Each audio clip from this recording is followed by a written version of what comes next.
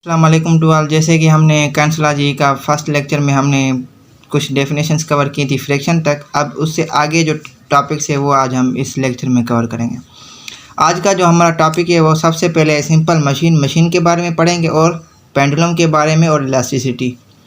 अब मशीन है क्या? मशीन एक ऐसी चीज़ है जो हमारा काम आसान करे और हमारा टाइम बचाती है, उसे हम कहते हैं मशीन। अब इधर जो हमारी सिंपल मशीन की जो इधर एग्जांपल्स हैं ना, वो लीवर और पुलीज दी गई हुई हैं। सबसे पहले है लीवर्स। अगर एग्ज़ाम पॉइंट ऑफ व्यू से देखा जाए तो लीवर वाला जो टॉपिक है ये मोस्ट इम्पोर्टेंट है। ये बहुत ही कॉमनली टेस्ट में आता है, प्रवाह में आता है। ठीक है, अब सबसे पहले हम लीवर के बारे में पढ़ेंगे। ये कॉमन क्वेश्चन है जो कि इम्पोर्टेंट है एग्ज़ाम पॉइंट ऑफ व्यू से। लीवर क्या है? एक रिजिड बार है, ठीक है, जो क्या करता है, जिसमें मूवमेंट प्रोड्यूस होती है एक फ़िक्स पॉइंट पे, और उस फिक्स पॉइंट को हम कहते हैं फलक्रम। ठीक है, अब कहता है कि इसमें कुछ पॉइंट्स बता रहे हैं कि जो वर्क होता है ना वो तब होता है जब कोई भी फोर्स या इफर्ट लगती है किसी भी पॉइंट पे। अब इसमें हम सबसे पहले हमारा कह रहे हैं कि इफर्ट आर्म क्या है और वेट आर्म क्या है। ये कह रहा है कि जो परपेंडिकुलर डिस्टेंस होता है ना फलक्रम से इफर्ट के दरमियान, उसे हम इफर्ट आर्म कहते हैं, और फलक्रम से वेट के दरमियान जो डिस्टेंस होता है उसे हम वेट आर्म कहते हैं। अब कहता है कि जो हमारा जो अगर बॉडी में देखा जाए तो हमारा लिवर क्या है? एक बोन है, ठीक है, जो क्या कराता है, एक मूवमेंट कराता है किस पे? About a fulcrum. ठीक है, फलक्रम कौन सी चीज़ हो जाएगी? हमारा जॉइंट हो जाएगा। और हमारे इफर्ट कौन से हो जाएंगे? जो कि हमारे मसल कॉन्ट्रैक्शन हो जाती है। ठीक है, ये इसके बारे में बताया है। पहले लिवर पढ़ा, लिवर क्या है, ठीक है, उसके बाद इफर्ट आर्म और वेट आर्म पढ़ा। उसके बाद अब बॉडी के हिसाब से देखा गया कि जो बॉडी में जो बोन होती है वो लिवर के तौर काम करती है, और हमारा जो जॉइंट है वो फलक्रम है, और हमारा जो इफर्ट होती है वो मसल की कॉन्ट्रैक्शन है। अब इधर है इसकी जो 3 ऑर्डर है लिवर के, वो हम पढ़ेंगे। सबसे पहले जो फर्स्ट ऑर्डर है ना, उसमें क्या होता है, जो फलक्रम होता है ना वो बिटवीन होता है इफर्ट और वेट के दरमियान। इसमें हमारा देखें जो इधर देखो कि जो फलक्रम है ना वो बीच में सेंटर में, ये हमारा वेट हो गया या इफर्ट हो गया। ठीक है, इसके एग्जांपल देखा जाए तो हमारे जो सीज़र होती है, कैंची, वो हो गई, और शीशा जो जिस पे बच्चे बैठते हैं, ठीक है, वो अप डाउन जो होता है वो किस पे वर्क करती है? फर्स्ट ऑर्डर ऑफ लिवर पे वर्क करती है, उसमें फलक्रम बीच में आ जाता है। अब उसके बाद है हमारा सेकंड ऑर्डर। सेकंड ऑर्डर में क्या होता है, जो हमारा जो वेट होता है वो बिटवीन होता है फलक्रम और इफर्ट के। इसमें हमारा जो वेट होगा वो बीच में हो जाएगा फलक्रम और इफर्ट के दरमियान। ठीक है, अब इसमें जो अगर देखा जाए तो इसमें हमारी जो पंचिंग मशीन जो पंच मारती है वो पंचिंग मशीन, और नट क्रैकर जो होता है वो सेकंड ऑर्डर में आ जाता है। ठीक है, अब इसका जो है थर्ड ऑर्डर में क्या होगा, जो हमारा जो इफर्ट होगा वो बिटवीन हो जाएगा फलक्रम और वेट के दरमियान। ठीक है, ये यहाँ तक हो गया। मैकेनिकल एडवांटेज क्या होता है? मैकेनिकल एडवांटेज एक रेशो है जिसमें हम क्या बताते हैं कि वो हमारा किसका रेशो है? वेट और इफर्ट का। मतलब कि वेट टू इफर्ट का जो रेशो होता है उसे हम मैकेनिकल एडवांटेज कहते हैं। ठीक है, ये इसमें ये है। अब कहता है कि जो हमारा जो इफर्ट आर्म है ना, अब ये देखो कि हमारा जो मैकेनिकल अगर देखा जाए तो हमारा जो फर्स्ट ऑर्डर में fulcrum near to the weight होता है, ठीक है, और ऑल अदर देन। ठीक है, हमारा जो थर्ड ऑर्डर होता है उसमें हमें क्या होता है कि हम लीवर ऑप्टेन नहीं करते। ठीक है, ये हमारी मैकेनिकल एडवांटेज के बारे में बताया हुआ है कि जो हमारा मैकेनिकल एडवांटेज है वो हमारा फर्स्ट ऑर्डर होगा तो उसमें 1 होगा। ठीक है, सेकंड ऑर्डर में क्या होगा, ये सारा ये बताया हुआ है, वो थर्ड में कैसे हो जाएगा, उनका रेशो अलग है। अगर हम देखें तो फर्स्ट ऑर्डर जो होगा उसका रेशो अलग होगा, और सेकंड ऑर्डर का जो होगा उसका अलग होगा, और थर्ड ऑर्डर का भी अलग होगा। अब इधर देखा है कि अगर हम लिवर देखें तो बॉडी में कैसे हैं, हम इसमें हम तीनों ऑर्डर के हम पढ़ेंगे कि फर्स्ट ऑर्डर में कौन सा एग्जांपल आ जाएगा, और सेकंड का कौन सा, थर्ड का कौन सा। सबसे पहले फर्स्ट ऑर्डर का देखते हैं। उसमें हमारा जो एग्जांपल है वो है हमारा जो नोडिंग मूवमेंट ऑफ हेड। जो हमारे नोडिंग मूवमेंट ऑफ हेड की जो होती है मूवमेंट, वो हमारा किसका एग्जाम्पल है? फर्स्ट का एग्जाम्पल है। उसमें हमारा जो एटलांटो एसिपिटल जॉइंट है वो फलक्रम है, और जो वेट होता है वो जो फेस होता है उसका इंटीरियर वाला जो पोर्शन होगा वेट हो जाएगा, और इफर्ट जो हो जाएगी वो कॉन्ट्रैक्शन होगी नेक मसल्स की। इसके अलावा हमारी जो इसका जो एक और एग्जांपल है कि जो हमारी जो पेल्विस होती है ना, जो पेल्विस की जो टिल्टिंग मूवमेंट होती है फेमोरल हेड पे, यह भी एक फर्स्ट ऑर्डर का एग्जांपल है। अब सेकंड ऑर्डर का एग्जांपल यहाँ लिखा हुआ है कि जब हम रेज करते हैं और हम टोज पे स्टैंड होते हैं, तो ये किसका एग्जांपल है, हमारा सेकंड ऑर्डर का। इसमें हमारे जो मेटाटार्सल और मेटाटार्सल जो होंगे, ठीक है, वो क्या होंगे, वो किसके लिए अब मतलब कि स्टेबलाइज उसको कौन करेगा, मसल स्टेबलाइज करेंगे, ठीक है। इसकी फलक्रम कौन सी होगी, मेटाटार्सोफेलेंजल जॉइंट, और वेट ऑफ द बॉडी जो होगी, और हमारा जिसकी जो वेट होगी वो बॉडी कहाँ से, मतलब वेट कहाँ से ट्रांसमिट हो जाएगा, एंकल जॉइंट से लेकर टेल्स तक। इसमें हमारी जो इफर्ट होगी वो कौन सी होगी, टेंटोकैल्किनम के जो कॉन्ट्रैक्शन होती है काफ मसल की, वो उस पर इफर्ट आ जाएगी। इसके अलावा अगर इसका देखा जाए तो हमारा जो ब्रेकियलिस मसल होता है जो कि हमारे एल्बो को फ्लेक्स करता है, ये भी हमारा सेकंड ऑर्डर का एग्जांपल है, ठीक है। लेकिन ये जो सेकंड ऑर्डर वाले होते हैं ये हमारे जो होते हैं अनकॉमन होते हैं बॉडी में। ये एक MCQ होता है कि कौन सा जो लिवर का ऑर्डर है वो अनकॉमन है इन बॉडी, वो कौन सा है, हमारा सेकंड ऑर्डर। अब हमारा जो है थर्ड ऑर्डर। अब ये एक MCQ इम्पोर्टेंट है कि जो हमारा जो थर्ड ऑर्डर के जो एग्जांपल्स होते हैं ना, वो बॉडी में ज़्यादा से ज़्यादा मिलते हैं। सेकंड ऑर्डर के कम मिलते हैं और थर्ड ऑर्डर के ज़्यादा से ज़्यादा मिलते हैं, ठीक है। अब क्या कह रहा है कि इसमें हमारे क्या कह रहा है कि इसमें हम एग्जांपल देखते हैं। अब सबसे पहले देखा जाए तो हमारे जो फोर आर्म है वो हमारी लिवर हो गई। अब इसमें जो एल्बो जॉइंट है वो फलक्रम हो गया। अब उसकी इफर्ट होगी वो किसकी, ब्रेकियलिस मसल की, ठीक है। और उसकी जो वेट होगा वो सामने हैंड पे कोई भी ऑब्जेक्ट कोई भी हम वेट शेट उठा लेंगे तो वो हमारा क्या हो जाएगा, हमारा वेट हो जाएगा। कोई भी ऑब्जेक्ट हम हैंड में हेल्ड करेंगे तो हमारा वेट हो जाएगा, ठीक है। इसके अलावा जो हमारे हैमस्ट्रिंग मसल्स होते हैं, ठीक है, जो हमारे क्या कराते हैं, जो कि हमारे नी को फ्लेक्स कराते हैं, वो कौन से किस ऑर्डर का एग्जाम्पल है, हमारा थर्ड ऑर्डर का एग्जाम्पल हो गया। अब इधर लिखा हुआ है कि एग्जांपल्स कौन कौन से, जैसे सीसा हो गया, ट्रैक लिफ्टर होगा, क्रोप बार होगा, ये फलक्रम के फर्स्ट ऑर्डर में आ जाएंगे। सीसर हो गया, टोइन होगा, ये भी इसमें होंगे, ठीक है। अब व्हील बेरो हो जाएगी, ये तो सेकंड ऑर्डर के हो जाएंगे, ठीक है। अब थर्ड ऑर्डर में कौन कौन से होगी, जैसे कि मैन लिफ्टिंग लॉन्ग लेडर, कोई उठा रहा है उस पाँव पे अगेंस्ट वाल, ठीक है। और हमारा शुगर टोंग फोरसेप्स, ठीक है, ये सारे किसके हो जाएंगे, इसी ऑर्डर के हो जाएंगे।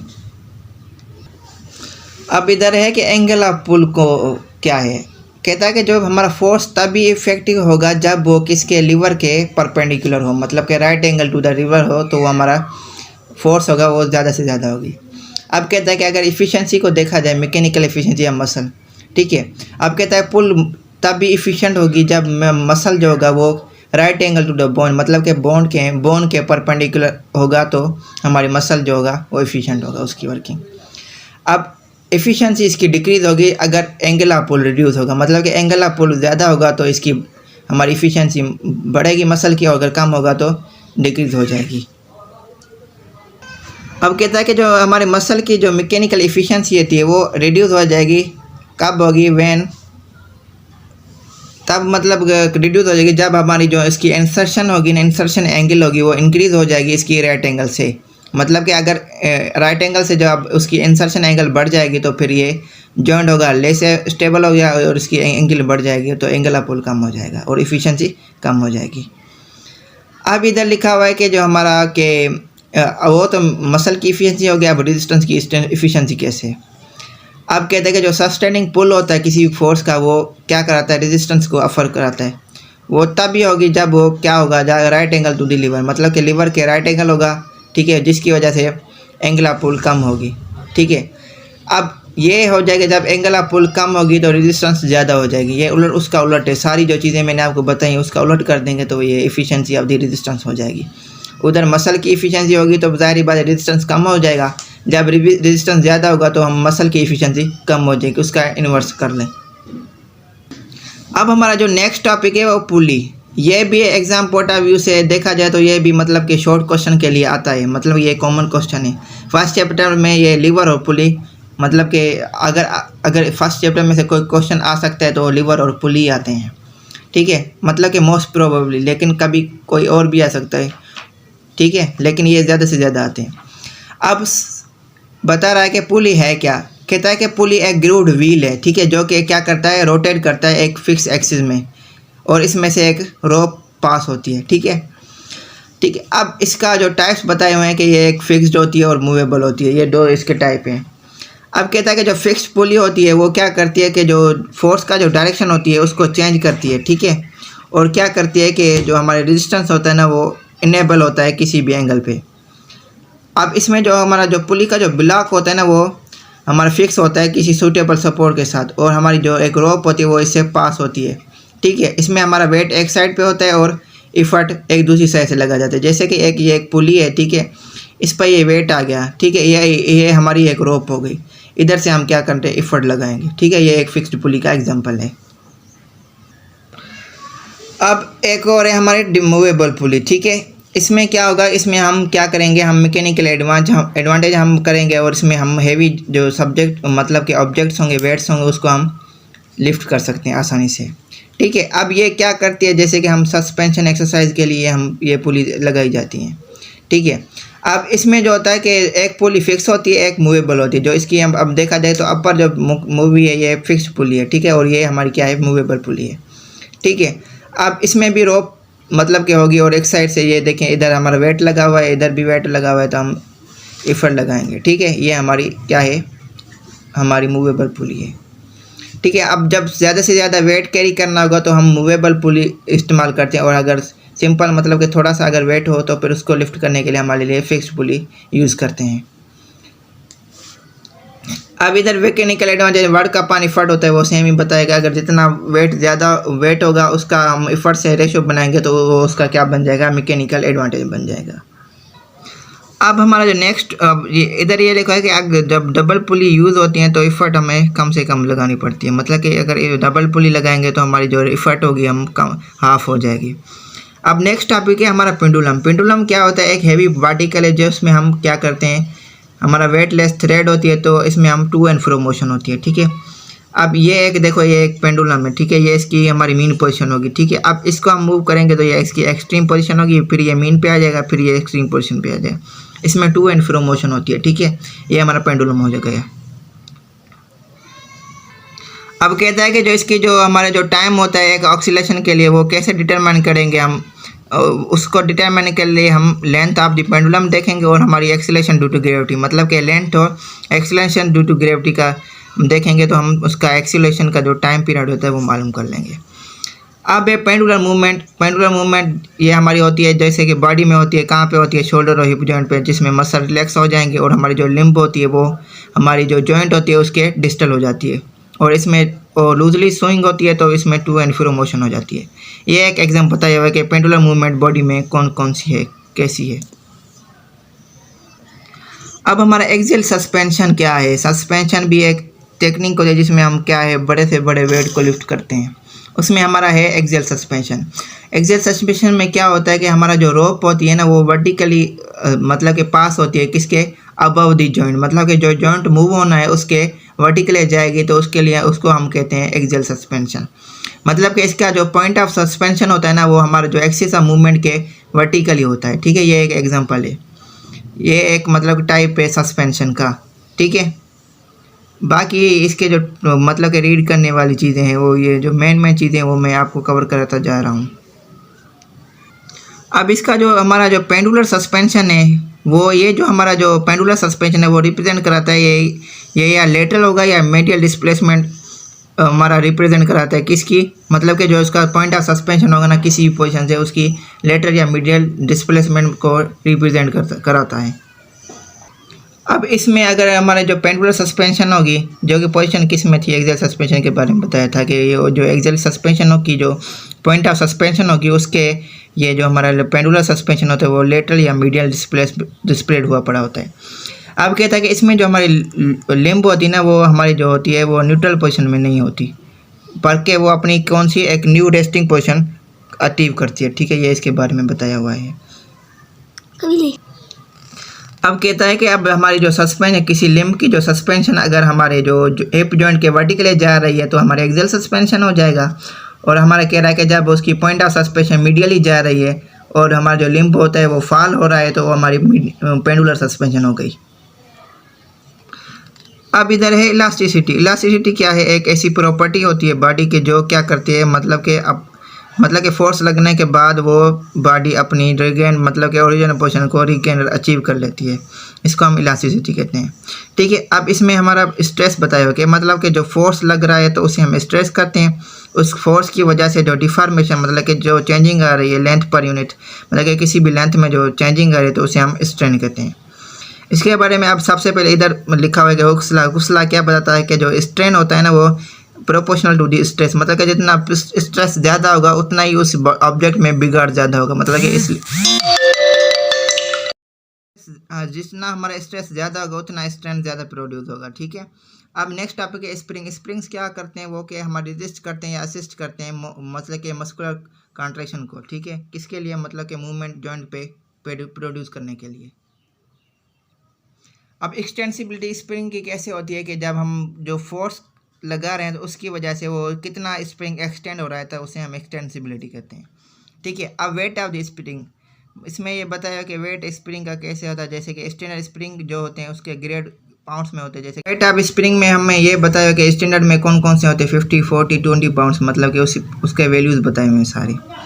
अब होता है रिकॉइल ऑफ स्प्रिंग, मतलब कि जब हम स्प्रिंग पे फोर्स लगा रहे हैं तो उसके लिए वो जब अपनी रिगे मतलब कि पोजीशन मतलब कि अचीव कर रहा है, मतलब कि अपनी ओरिजिनल पोजीशन फिर से आ रहा है तो उसे हम रिकॉलिंग ऑफ दी स्प्रिंग कहते हैं। अब हमारा है कि ऑक्सिलरी मूवमेंट, मतलब कि स्प्रिंग ऑक्सीलेशन कैसे प्रोड्यूस करता है। ठीक है, अब हमारा जो होता है कि अब देखें अगर कोई भी हमारा वेट है वो अप्लाई हो गया तो स्ट्रेच हो गया और हमारा स्प्रिंग है वो रेज हो जाएगा। ठीक है, ये एक ऑक्सीलेटरी मूवमेंट कराएगा। ठीक है, जो कि हमारी इसमें प्रोड्यूस होगी। ये इधर बताया हुआ है कि ये स्प्रिंग ये पैरेलल में इस फॉर्म में होते हैं और सीरीज में इस फॉर्म में होते हैं। ठीक है, ये इसके बारे में बताया हुआ है। अब इधर लिखा है कि रबर इलास्टिक, जो रबर इलास्टिक होते हैं मतलब कि वो इसमें डिफरेंट थिकनेस होती है। ठीक है, जो कि किस पे यूज़ होते हैं, इंस्टीड मतलब कि स्प्रिंग की जगह पे ये यूज़ होते हैं। ये क्या प्रोवाइड करते हैं, एक रेजिस्टेंस या रेजिस्टेंस प्रोवाइड करते हैं रबर इलास्टिक।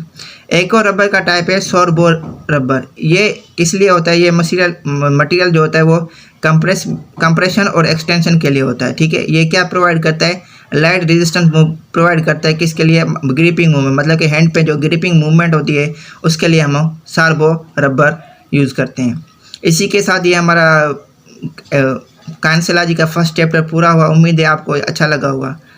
अगर आपको ये लेक्चर अच्छे रहें तो कमेंट करिए और लाइक करें, और अगर आप हमारे यूट्यूब चैनल पे फर्स्ट टाइम है तो फिर सब्सक्राइब करना मत भूलें। अपना ख्याल रखना, बाय।